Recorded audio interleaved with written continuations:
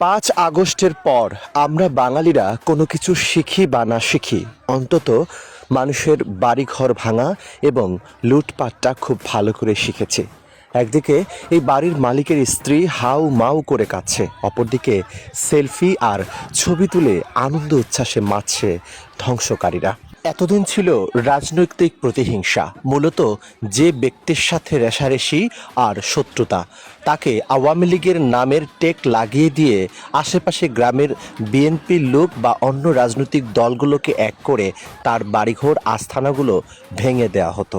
এখন আবার নতুন করে যদি কোনো ব্যক্তির সাথে শত্রুতা থাকে, সে যদি মাদকের সাথে জড়িত থাকে, তাহলে এলাকাবাসীকে জুট করে নিয়ে সেই শত্রুতার রেশ ভাঙার জন্য সেই মাদকেলার বাড়ি ভেঙে চুরে গুড়মার করে দেয়। এমনই একটি ঘটনা ঘটেছেন সিরাজগঞ্জের উল্লাপাড়াতে। কেউ মাদক ব্যবসা করুক কিংবা অন্য কোনো রাজনীতির সাথে জড়িত থাকুক, তাই বলে কি ভিন্ন মতের ভিন্ন দলের লোক তার বাড়িঘর ভেঙে দেওয়ার অধিকার আদৌ কি কারো আছে? আইন কি এটা কখনোই সমর্থন দেয়?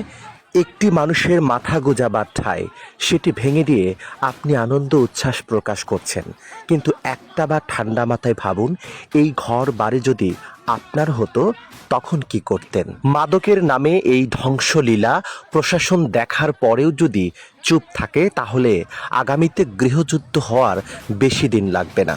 এই ধ্বংসস্তূপ এবং লুটপাটের জন্য সম্পূর্ণ দায়ী দেশের আইন ও প্রশাসন। প্রশাসন যদি মাদকের বিরুদ্ধে জিরো টলারেন্স এই নীতি বাস্তবায়ন করত, মাদকের বিরুদ্ধে অ্যাকশন নিত, তাহলে কখনোই আইন নিজের হাতে জনগণ তুলে নিত না।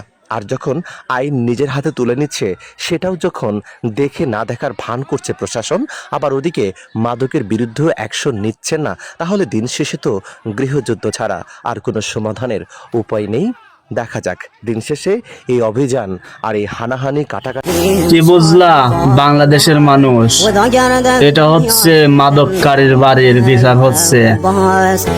এখনো সময় আছে, তোমরা ভালো হয়ে যাও। কেবল তো শুরু করছে বাংলাদেশের মানুষ।